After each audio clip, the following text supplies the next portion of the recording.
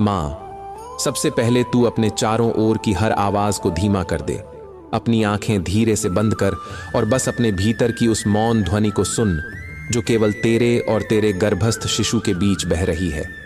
एक गहरी सांस भीतर खींच और महसूस कर कि शांति की तरंग तेरे हृदय से उठ रही है और तेरे गर्भ तक पहुंच रही है। अब उसी सांस को धीरे से छोड़, मानो हर चिंता, हर थकान और हर व्याकुलता उस सांस के साथ बाहर जा रही है। ऐसा 3 बार कर और तू देखेगी कि तेरे भीतर एक गहरी शांति उतर रही है।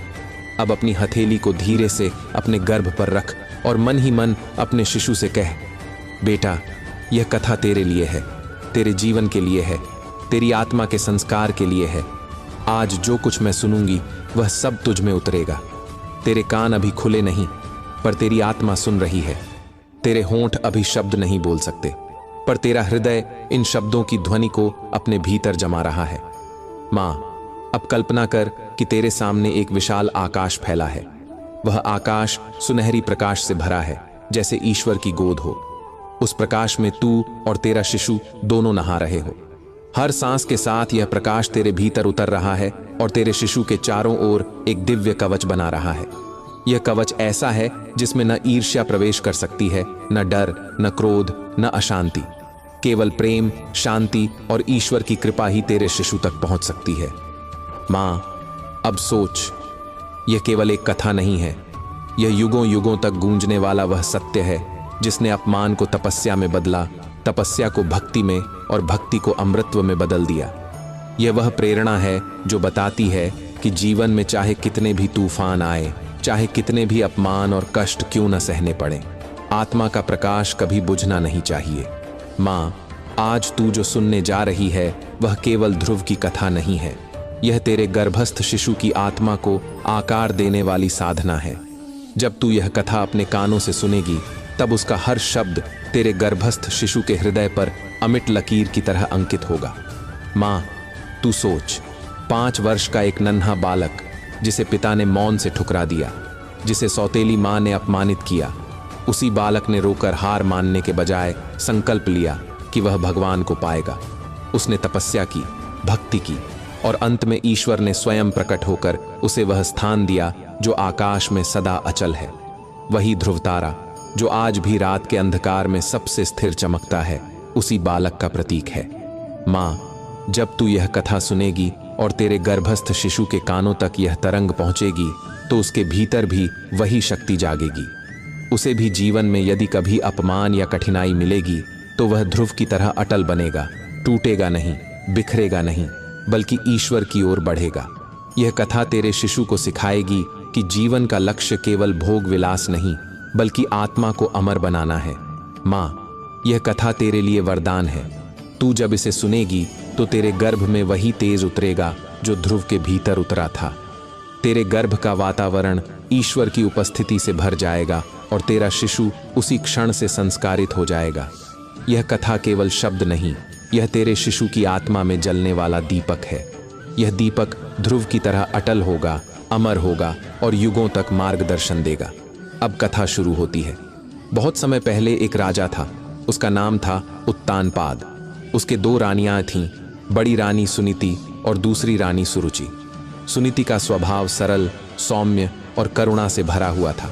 वह हर किसी से प्रेम करती थी, प्रजा को अपनी संतान की तरह मानती थी और भगवान पर गहरा विश्वास रखती थी।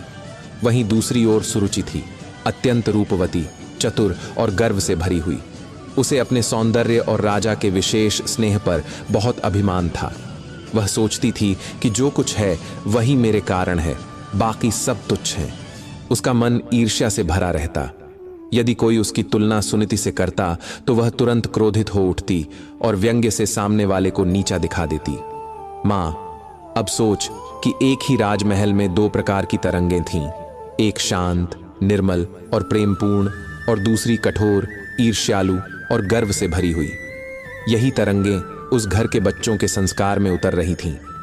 अब मैं तुझे एक छोटा सा उदाहरण देता हूं। मान ले कि तेरे घर में 2 दीपक रखे हैं। एक दीपक शुद्ध घी का है जो शांत लौ से जल रहा है। दूसरा दीपक तेल का है जिसमें बार बार कालिख उठ रही है और धुआं फैल रहा है। दोनों से प्रकाश भी निकल रहा है, पर अंतर यह है कि घी का दीपक जहां शांति और निर्मलता फैला रहा है, वहीं तेल का दीपक वातावरण को धुआं और कालिक से भर रहा है। ठीक वैसे ही सुनीति और सुरुचि का स्वभाव था। एक ने घर में शांति और करुणा का वातावरण बनाया, दूसरी ने ईर्ष्या और गर्व की कालिक फैलाई।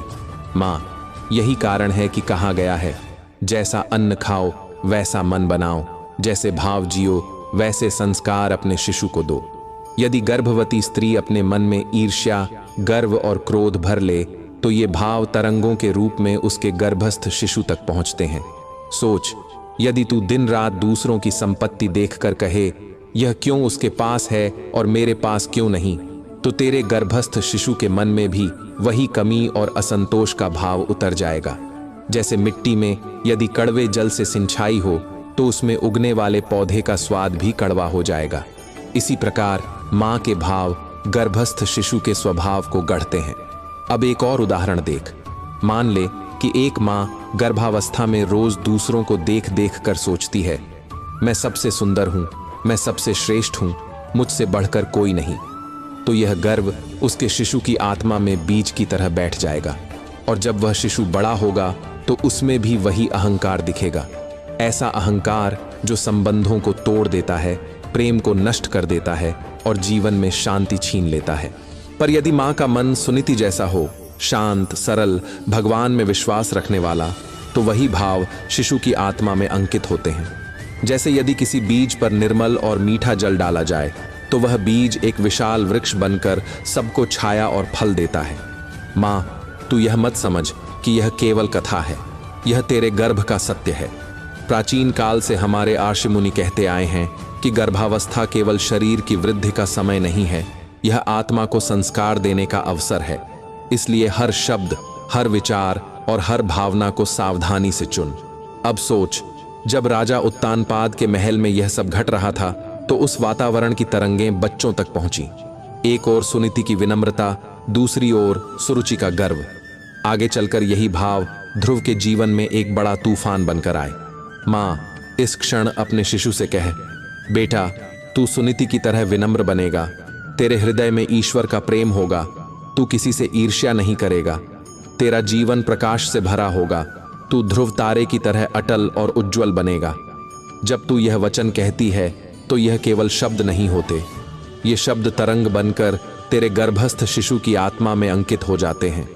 जैसे गीली मिट्टी पर फूल का स्पर्श रह जाता है, वैसे ही तेरे वचन तेरे शिशु के संस्कार बन जाते हैं। राजा उत्तानपाद के राजमहल में हर दिन शाही ठाट बाट था। महल की दीवारें चांदी और सोने से सजी थीं, आंगनों में रंग बिरंगे पुष्प खिले रहते थे और सेविकाएं रानियों की सेवा में लगी रहती थीं। पर उस महल की चमक दमक के बीच भी एक अदृश्य दीवार थी, सुनीति और सुरुचि के बीच का अंतर। राजा का मन सुरुचि की ओर अधिक खिंचा रहता था। उसकी सुंदरता, उसकी मधुर वाणी और उसका लाड़ प्यार राजा को बांधे रखते, जबकि सुनीति जो विनम्र और सरल थी, उसे राजा का उतना स्नेह नहीं मिलता। वह अपमान सहकर भी मौन रहती, ईश्वर का नाम जपती और अपने हृदय में यह विश्वास रखती कि समय चाहे कैसा भी हो, सत्य और प्रेम ही अंत में विजय पाते हैं। इसी वातावरण में सुनीति के गर्भ से एक पुत्र उत्पन्न हुआ। उसका नाम था ध्रुव।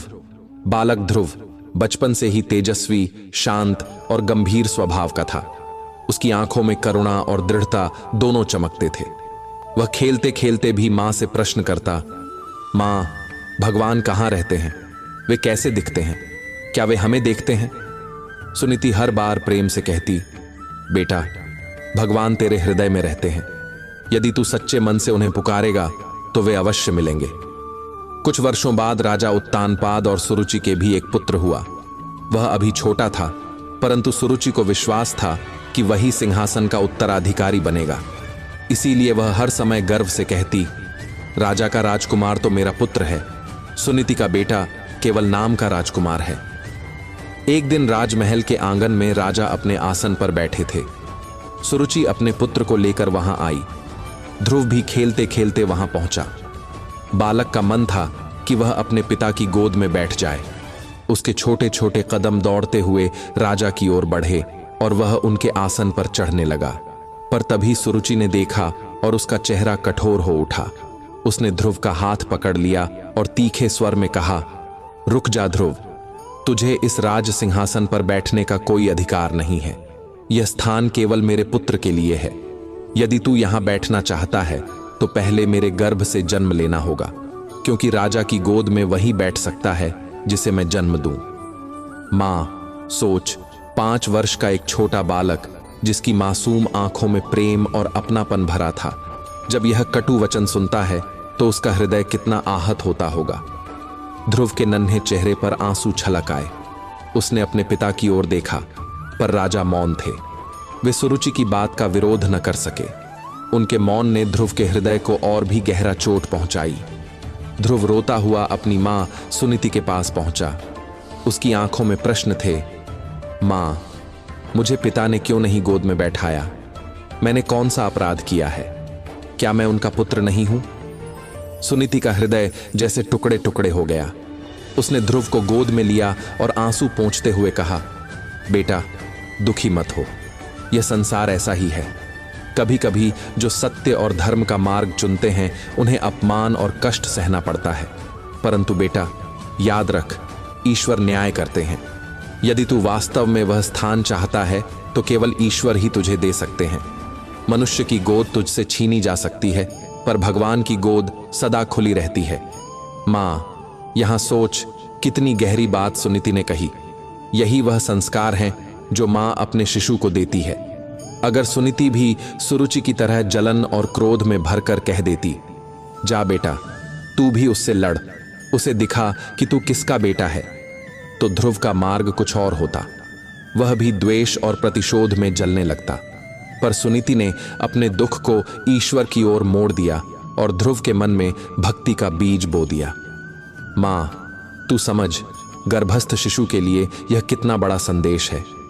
यदि मां कभी अपमान झेले और उस समय क्रोध में आकर नकारात्मक वचन बोले, तो वही भाव शिशु की आत्मा तक पहुंचता है। जैसे यदि मिट्टी में कड़वी जड़ डाल दी जाए तो उसका फल भी कड़वा होगा। पर यदि मां अपमान के क्षण में भी संयम, धैर्य और ईश्वर पर विश्वास दिखाए, तो वही भाव शिशु के संस्कार में उतर जाते हैं। मैं तुझे एक उदाहरण देता हूं। मान ले कि एक स्त्री गर्भावस्था में है और अचानक कोई उसके साथ कठोर शब्द बोल देता है। अगर वह तुरंत क्रोध में भरकर कहे, मैं तुझे देख लूंगी, तूने मुझे अपमानित किया, तो उसके गर्भ का शिशु उस क्रोध की तरंग को आत्मसात कर लेगा। उसका मन भी प्रतिशोधी बन सकता है। पर यदि वही स्त्री शांति से कहे, जो होगा ईश्वर न्याय करेंगे, तो शिशु का हृदय भी धैर्य और विश्वास से भर जाएगा। यही बात सुनीति ने की। उसने ध्रुव को प्रतिशोध की आग नहीं दी, बल्कि भक्ति की ज्योति दी। उसने कहा, बेटा, यदि तुझे पिता की गोद से वंचित किया गया है तो भगवान की गोद तुझसे कोई नहीं छीन सकता। जा, उन्हें खोज, वे तुझे अवश्य मिलेंगे।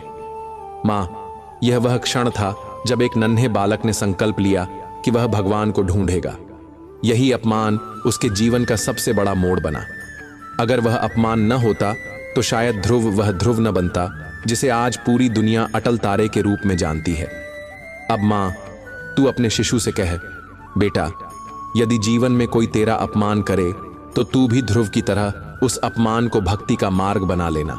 तू किसी से ईर्ष्या मत करना, किसी से प्रतिशोध मत लेना। तू ईश्वर की ओर देखना, क्योंकि वही सच्चे सहारा है। मां, राजमहल का वह दिन साधारण नहीं था।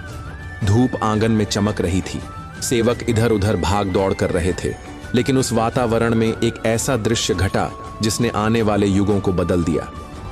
5 वर्ष का नन्हा ध्रुव, जिसकी आंखों में अभी तक मासूमियत थी, मन में केवल पिता के स्नेह की चाह थी। वह पिता की गोद में बैठना चाहता था, जैसे कोई बच्चा अपनी सुरक्षा और प्रेम की पनाह चाहता है। लेकिन तभी सुरुचि के कटु वचन ने उसके हृदय को घायल कर दिया। यदि राजा की गोद चाहिए तो मेरे गर्भ से जन्म ले, तभी अधिकार मिलेगा। ध्रुव ठिठक गया। उसकी मासूम आंखें पहले पिता की ओर गईं। उसने सोचा, पिता विरोध करेंगे, मुझे गोद में बिठाएंगे, कहेंगे ध्रुव मेरा बेटा है। लेकिन पिता मौन रहे। उनका मौन उनके शब्दों से भी अधिक कठोर था।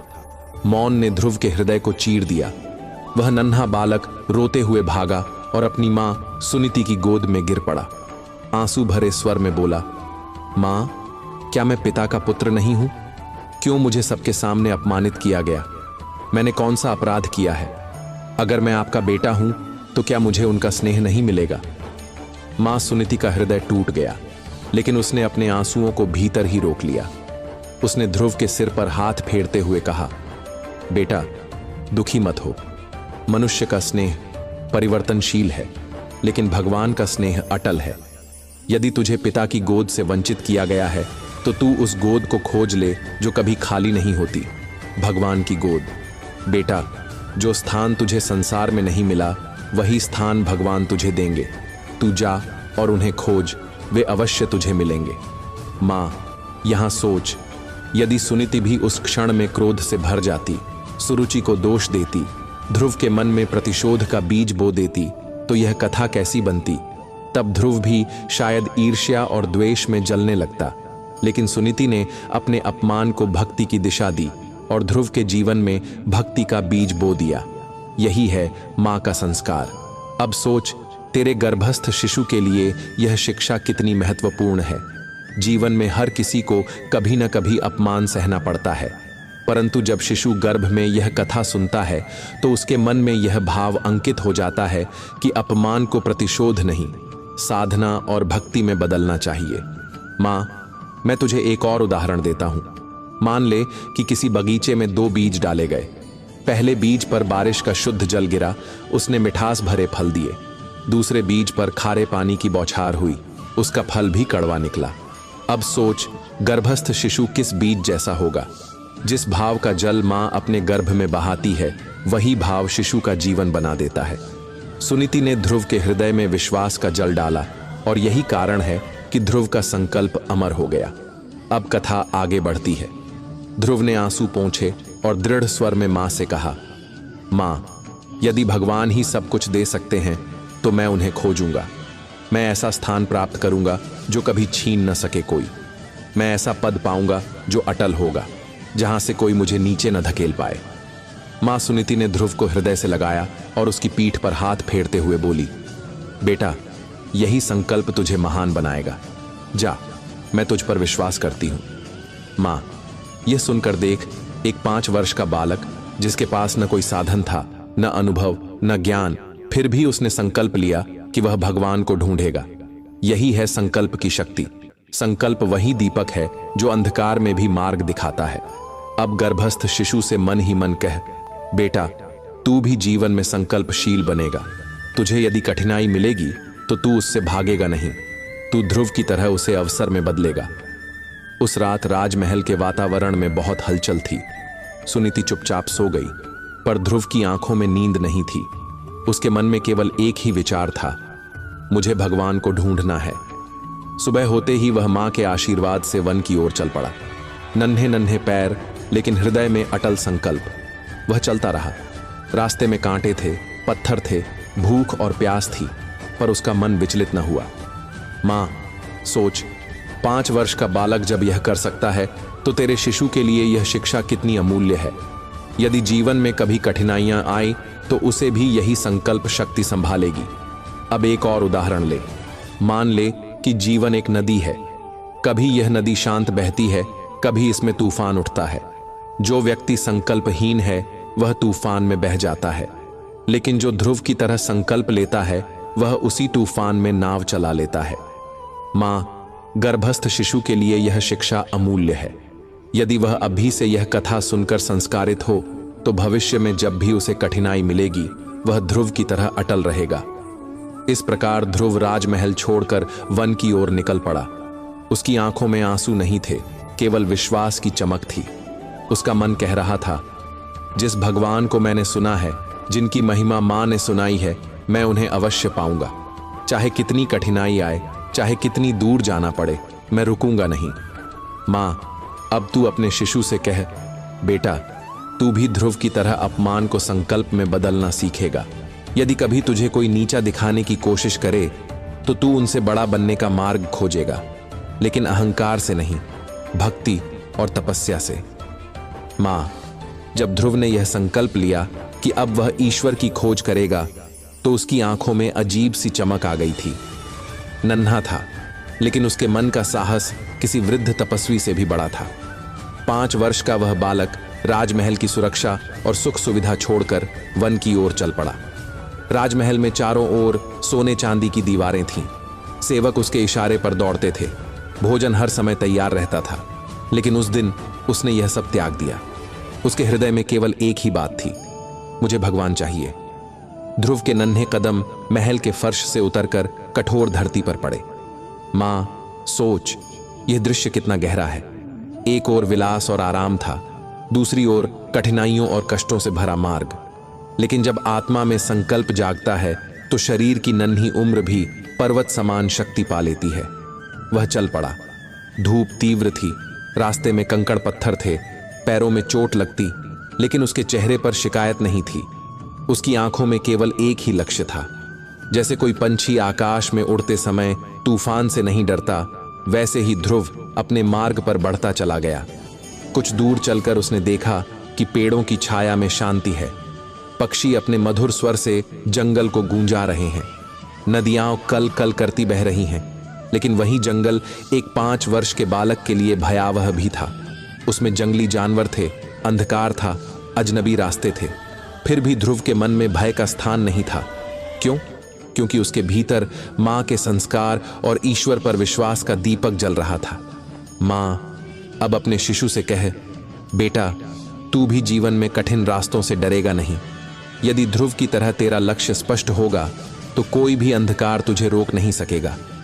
दिन बीतते गए। ध्रुव भूखा प्यासा चलता रहा। कभी उसे जामुन मिले, कभी किसी नदी का जल पी लिया। लेकिन उसने ठान लिया था कि भूख प्यास उसकी यात्रा को नहीं रोक पाएगी। उसके मन में यह भाव था कि भगवान को पाना ही जीवन का उद्देश्य है। इसी यात्रा के दौरान आकाश में बैठे देवताओं ने भी ध्रुव को देखा। वे आपस में कहने लगे, यह तो एक नन्हा बालक है, लेकिन देखो इसकी तपस्या कितनी प्रबल है। यदि यह इसी दृढ़ता से आगे बढ़ा तो अवश्य ही भगवान इसे मिलेंगे। मां, यहां सोच, जब आत्मा का संकल्प दृढ़ होता है तो पूरा ब्रह्मांड उस संकल्प की रक्षा करता है। जैसे जब तू अपने शिशु के लिए सकारात्मक संकल्प करती है, मेरा बच्चा संस्कारी बनेगा, निडर बनेगा, तो वह संकल्प तेरे गर्भस्थ शिशु की आत्मा में उतरता है और पूरा वातावरण उसे पूरा करने में सहायता करता है। इसी बीच जब ध्रुव थककर एक वृक्ष के नीचे बैठा था, तभी आकाश से एक दिव्य प्रकाश उतरा। वह कोई साधारण प्रकाश नहीं था, वह स्वयं महर्षि नारद थे। उनके हाथ में वीणा थी, मुख पर दिव्य तेज था और उनके स्वर में करुणा। उन्होंने ध्रुव की ओर देखा और मुस्कुराते हुए कहा, बेटा, तू कौन है और इस वन में क्यों आया है? ध्रुव ने नम्रता से प्रणाम किया और कहा, मैं राजा उत्तानपाद का पुत्र हूं। मुझे मेरी सौतेली मां ने अपमानित किया है। उन्होंने कहा कि यदि मुझे पिता की गोद चाहिए तो मुझे उनके गर्भ से जन्म लेना होगा। मुझे अपमान सहना पड़ा और पिता मौन रहे। तब मेरी मां ने कहा कि यदि मुझे सच्चा स्थान चाहिए तो केवल भगवान ही दे सकते हैं। यही कारण है कि मैं ईश्वर को ढूंढने निकला हूं। मैं उन्हें पाना चाहता हूं, चाहे मुझे कितनी भी कठिनाई क्यों न सहनी पड़े। नारद जी ने ध्रुव की बातें सुनी और उनका मन द्रवित हो गया। उन्होंने सोचा, इतनी छोटी उम्र और इतना बड़ा संकल्प, क्या यह वास्तव में संभव है? वे ध्रुव की परीक्षा लेना चाहते थे। उन्होंने कहा, बेटा, तू अभी छोटा है, तुझे खेलना चाहिए, राजमहल में रहना चाहिए। जंगल कठिन है, यहाँ जंगली जानवर हैं, यहाँ ठंड गर्मी है। तू ये सब कैसे सह पाएगा? लौट जा, कुछ वर्षों बाद फिर आना। माँ, अब देख, यही जीवन का सत्य है। जब भी कोई बड़ा संकल्प लिया जाता है तो संसार हमें रोकने आता है। कभी लोग कहते हैं, अभी तेरी उम्र नहीं है। कभी कहते हैं, तेरे पास साधन नहीं है। कभी कहते हैं, तू असफल हो जाएगा। लेकिन वही व्यक्ति सफल होता है जो इन सब बातों के आगे न झुके। ध्रुव ने भी यही किया। उसने दृढ़ स्वर में कहा, महर्षि, मैं अभी छोटा हो सकता हूं, मेरा शरीर नन्हा हो सकता है, लेकिन मेरा संकल्प छोटा नहीं है। मुझे पिता की गोद से वंचित किया गया है, पर मैं भगवान की गोद पाना चाहता हूं। चाहे मुझे कितना भी कष्ट सहना पड़े, चाहे मैं प्राण भी खो दूं, मैं लौटूंगा नहीं। मैं भगवान को पाकर ही रहूंगा। नारद जी का हृदय प्रसन्न हो गया। वे समझ गए कि यह बालक साधारण नहीं है। उन्होंने कहा, बेटा, तेरा संकल्प ही तेरी सबसे बड़ी पूंजी है। अब मैं तुझे वह मंत्र दूंगा जिससे तू भगवान को पा सकेगा। उन्होंने ध्रुव को भगवान विष्णु का मंत्र दिया, एयुएम नमो भगवते वासुदेवाय, और फिर बोले, बेटा तू इस मंत्र का जाप कर, अपना मन एकाग्र कर और भगवान की मूर्ति अपने हृदय में बसाकर तपस्या कर। कुछ ही समय में भगवान तुझ पर प्रसन्न होंगे और तुझे वही स्थान देंगे जो अटल है, जिसे कभी कोई छीन नहीं सकता। ध्रुव की आंखों में चमक आ गई। उसने नारद जी को प्रणाम किया और कहा, गुरुदेव, आपने मुझे जीवन का मार्ग दिखा दिया, अब मैं रुकूंगा नहीं। माँ, यहां सोच, यही गुरु का महत्व है। जैसे बीज को मिट्टी चाहिए, वैसे ही संकल्प को मार्गदर्शन चाहिए। ध्रुव को नारद जी मिले और उनका जीवन बदल गया। वैसे ही जब माँ अपने शिशु को सही दिशा देती है तो वही गुरु का कार्य करती है। अब अपने गर्भस्थ शिशु से कह, बेटा तेरे जीवन में भी जब कठिनाई आएगी तो तुझे गुरु मिलेंगे। तुझे सही मार्ग दिखाने वाला कोई न कोई अवश्य आएगा। तू उन्हें पहचानेगा और उनके बताए मार्ग पर चलेगा। नारद जी के आशीर्वाद से ध्रुव ने तपस्या का मार्ग पकड़ लिया। वह अब जंगल की शांति में बैठकर मंत्र जाप करने लगा। उसका हृदय दृढ़ था और उसका मन भगवान में लीन। माँ, नारद जी के आशीर्वाद और मंत्र पाकर ध्रुव के मन में अब कोई शंका नहीं थी। उसका संकल्प और भी दृढ़ हो गया। उसने अपने छोटे से शरीर को साधना का साधन बना लिया और अपने बालपन को भक्ति की ज्योति में बदल दिया। वह वन के एकांत में जाकर बैठ गया। उसके चारों ओर न कोई सेवक था, न कोई रक्षक, केवल प्रकृति की गोद थी और ईश्वर का नाम। ध्रुव ने मंत्र का जाप आरंभ किया, एयुएम नमो भगवते वासुदेवाय। हर उच्चारण के साथ उसका मन भगवान विष्णु की ओर खींचता चला गया। पहले दिन उसने एक बार भोजन किया, जंगल के फलों से पेट भरा और मंत्र जाप करता रहा। धीरे धीरे उसने भोजन कम कर दिया। हर तीसरे दिन एक बार, फिर हर पांचवें दिन एक बार, फिर केवल पत्तियों पर निर्भर रहा। अंत में तो उसने पत्तियां भी छोड़ दी। वह केवल वायु पर टिक गया। मां, सोच, 5 वर्ष का नन्हा बालक जिसने अभी तक जीवन का असली स्वाद भी नहीं चखा था, वह इतनी कठिन तपस्या कर रहा था। उसकी आंखें बंद थीं, शरीर स्थिर था और मन ईश्वर में डूबा हुआ था। उसकी सांसें तक मंत्र के साथ लय में बह रही थीं। धीरे धीरे उसकी तपस्या इतनी गहन हो गई कि जंगल की नदियां भी मानो शांत हो गईं। पशु पक्षी उसके पास आकर बैठते, पर उसे छेड़ते नहीं, जैसे पूरी प्रकृति उसकी साधना में सहभागी हो गई थी। मां, यही सत्य है। जब मनुष्य का संकल्प शुद्ध होता है तो पूरी सृष्टि उसका साथ देती है। यदि मां अपने गर्भस्थ शिशु के लिए प्रेम और भक्ति का संकल्प ले तो वायु भी उसे शांति देती है, जल भी उसे पोषण देता है और आकाश भी उसे सुरक्षा प्रदान करता है। ध्रुव की तपस्या दिनों दिन बढ़ती गई। उसका शरीर कृश हो गया, परंतु उसके चेहरे पर अद्भुत तेज चमक रहा था। उसके चारों ओर ऐसा आभा मंडल था कि जो भी देखता दंग रह जाता। उसकी साधना की शक्ति इतनी प्रबल हो गई कि तीनों लोग कांपने लगे। देवता चिंतित हो गए। वे भगवान विष्णु के पास गए और बोले, प्रभु, यह बालक अपनी तपस्या से पूरी सृष्टि को हिला रहा है। यदि आपने इसे दर्शन न दिए तो इसकी तपस्या से सृष्टि का संतुलन बिगड़ सकता है। भगवान विष्णु मुस्कुराए। उन्होंने कहा, मैं जानता हूं, यह ध्रुव है। यह केवल सिंहासन की चाह नहीं रखता, यह अपमान को साधना में बदल रहा है। अब समय आ गया है कि मैं इसे अपना साक्षात दर्शन दूं। मां, अब सोच, जब ध्रुव जैसा छोटा बालक अपनी भक्ति से भगवान को आकर्षित कर सकता है तो तेरे गर्भस्थ शिशु के मन में यह कथा कितनी गहराई से अंकित होगी। यह कथा उसे सिखाएगी कि उम्र नहीं, भक्ति और संकल्प ही ईश्वर तक पहुंचाते हैं। अब वह क्षण आया जिसकी प्रतीक्षा पूरी सृष्टि कर रही थी। ध्रुव ध्यान में बैठा था। अचानक उसके सामने आकाश से दिव्य प्रकाश उतरा। वह प्रकाश इतना तेज था कि सूरज भी उसके सामने फीका पड़ जाए। उसमें से प्रकट हुए स्वयं भगवान विष्णु। उनके हाथों में शंख, चक्र, गदा और पद्म थे। उनके श्रीमुख पर करुणा की मुस्कान थी। ध्रुव ने अपनी आंखें खोलीं और जैसे ही उस दिव्य रूप को देखा, वह मंत्रमुग्ध रह गया। उसका मन, जो अब तक ध्यान में भगवान की कल्पना करता था, अब साक्षात भगवान को सामने खड़ा देख रहा था। लेकिन तभी उसे एक समस्या हुई। उसने सोचा, मैं भगवान की स्तुति कैसे करूं? मैं तो छोटा बच्चा हूं, मुझे शास्त्र नहीं आते, मुझे वेद नहीं आते, मैं कैसे उनकी प्रशंसा करूं। भगवान विष्णु ने उसकी यह व्याकुलता देखी और अपनी शंख से उसके मुख को छुआ। तुरंत ही ध्रुव के मुख से दिव्य स्तुतियां फूट पड़ी। उसने भगवान की महिमा गाई, उनके स्वरूप का वर्णन किया और कहा, प्रभु, मुझे कोई धन, कोई वैभव, कोई पद नहीं चाहिए। आपने दर्शन दे दिए, यही मेरे लिए सबसे बड़ा खजाना है। माँ, सोच, ये 5 वर्ष का बालक है और यह कैसी परिपक्वता है, यह कैसा भाव है। यही भक्ति है, यही समर्पण है। भगवान विष्णु प्रसन्न हुए और बोले, बेटा ध्रुव, तेरा नाम संसार में अमर होगा। तुझे ऐसा स्थान मिलेगा जो किसी को कभी नहीं मिला। आकाश में तुझे ध्रुव तारा बनाया जाएगा। जैसे तारे घूमते रहते हैं पर एक तारा अटल रहता है, वैसे ही तू सदा स्थिर रहेगा। तीनों लोग तेरे नाम का स्मरण करेंगे। ध्रुव के नेत्रों से आंसू बहने लगे। उसने भगवान के चरण पकड़ लिए। उसके भीतर की पीड़ा अब शांति में बदल गई थी। जो अपमान उसके हृदय में आग बनकर जल रहा था, वह अब ईश्वर की कृपा में बदल चुका था। मां, यह प्रसंग तेरे शिशु को सिखाता है कि अपमान कभी विनाश का कारण नहीं, बल्कि भक्ति का द्वार भी बन सकता है। यदि जीवन में कोई तुझे ठुकराए तो उसका उपयोग साधना के लिए कर।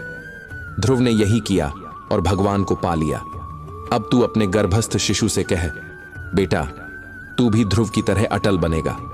तुझे कोई डिगा नहीं पाएगा। तेरे मन में ईश्वर का प्रेम रहेगा और तू अपमान को भी अवसर बना लेगा। मां, भगवान विष्णु का आशीर्वाद पाकर ध्रुव का जीवन पूरी तरह बदल गया। वह नन्हा बालक जो अपमानित होकर जंगल में गया था, अब विजय और भक्ति की रोशनी में घर लौटा। जब ध्रुव राजमहल पहुंचा तो वहां के लोगों ने उसे देखकर आश्चर्य किया। उनका चेहरा तेज से दमक रहा था, आंखों में गहरी शांति थी और होंठों पर ईश्वर का नाम। राजा उत्तानपाद को भी जब यह ध्यात हुआ कि ध्रुव को स्वयं भगवान विष्णु का दर्शन हुआ है और उन्होंने आशीर्वाद दिया है, तो उनका सिर लज्जा से झुक गया। उन्हें याद आया कि जब ध्रुव पिता की गोद में बैठना चाहता था, तब उन्होंने मौन साध लिया था। वह मौन एक पिता का अपराध था। अब उसी पुत्र ने तपस्या से वह स्थान पाया था जो किसी और को कभी नहीं मिला। राजा ने आंसू भरे नेत्रों से ध्रुव को गले लगाया और कहा, बेटा, तू वास्तव में मेरा गौरव है। मैंने तुझे उस समय अपनाया नहीं, पर तूने पूरे संसार को अपना बना लिया। ध्रुव ने नम्रता से कहा, पिताजी, अब मैं किसी से कुछ नहीं चाहता। मुझे भगवान मिल चुके हैं। आपने मुझे गोद में न लिया, लेकिन भगवान ने मुझे अपने हृदय में बैठा लिया। मां सुनीति का हृदय गर्व से भर उठा। उसने सोचा, यह केवल मेरे बेटे की विजय नहीं है, यह हर मां की विजय है जो अपने बच्चे को प्रतिशोध नहीं बल्कि भक्ति का संस्कार देती है। समय बीता और ध्रुव को राजपद मिला। वह राजा बना, विशाल साम्राज्य का शासक। उसके दरबार में रत्नों से जड़ी गद्दियां थीं, सोने चांदी के सिंहासन थे, हाथियों और घोड़ों की कतारें थीं। उसके नाम से दूर दूर तक प्रजा कांपती थी, लेकिन ध्रुव के हृदय में केवल ईश्वर का नाम था। सुबह राजकार्य करता, प्रजा का ध्यान रखता, न्याय करता, पर शाम होते ही उसका मन महलों से हटकर भगवान की ओर दौड़ता।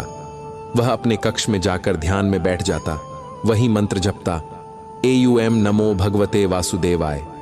मां, यह कितना अद्भुत है।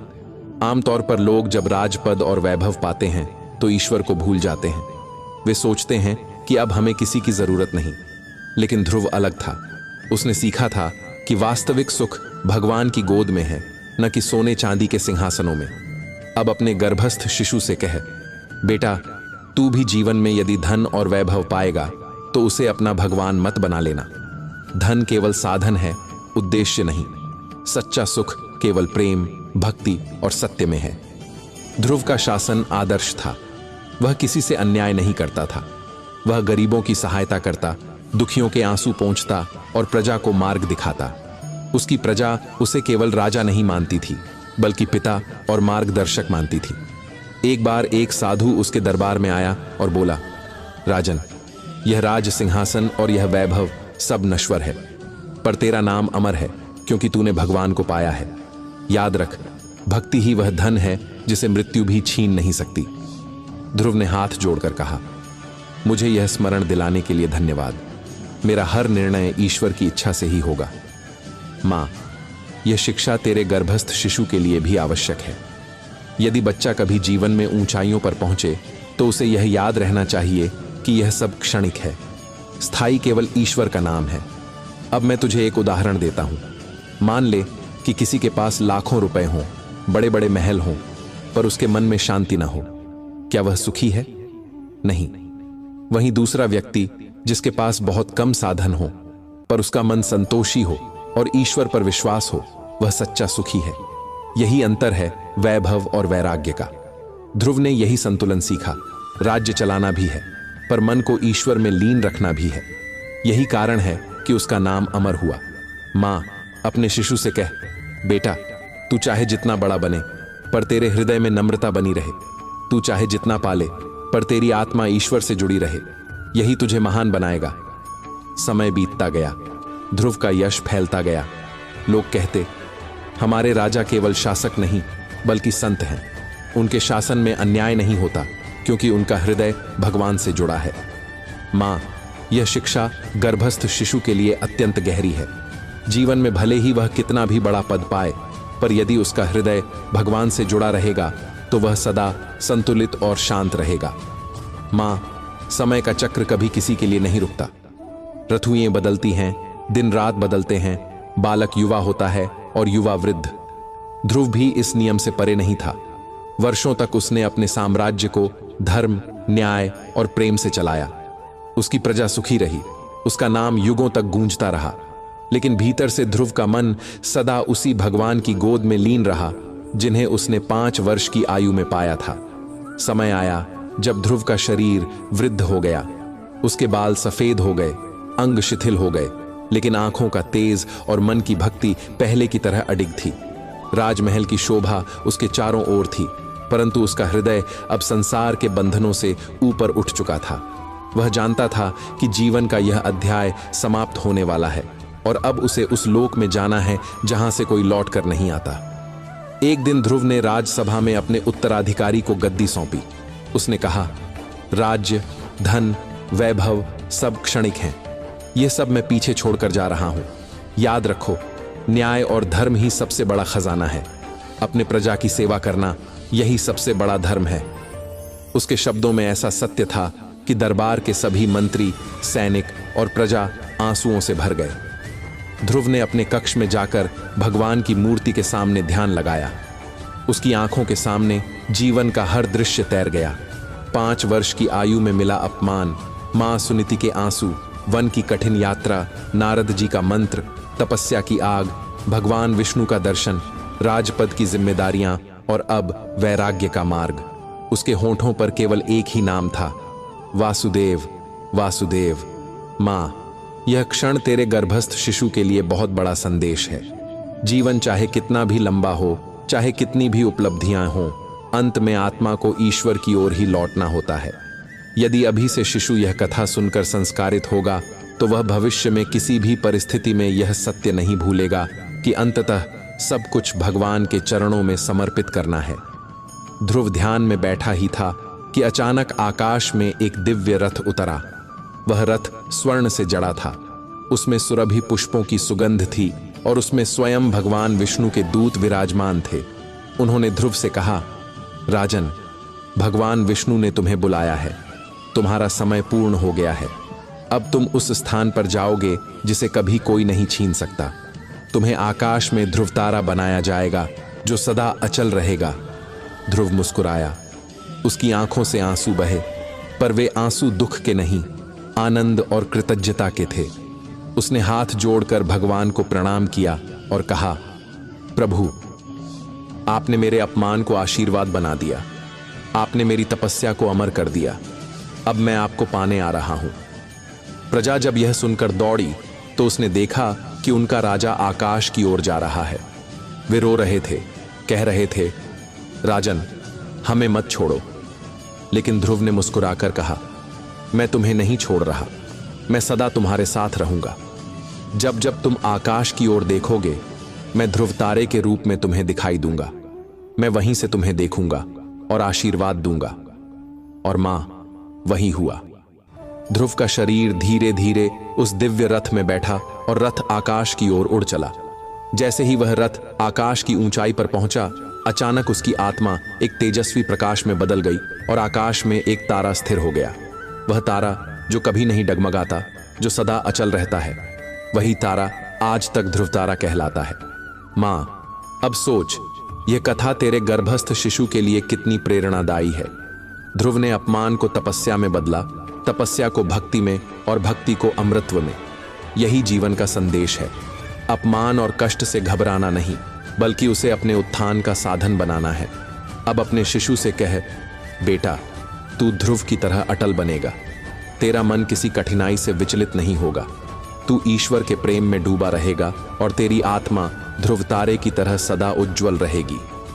मां, जब भी तू रात को आकाश में तारे देखे तो ध्रुव तारे की ओर देखना। उसी तारे की कथा तू अपने गर्भस्थ शिशु को सुना रही है। यह कथा केवल तारे की नहीं, यह मां के आशीर्वाद, अपमान के संकल्प और ईश्वर की कृपा की कथा है।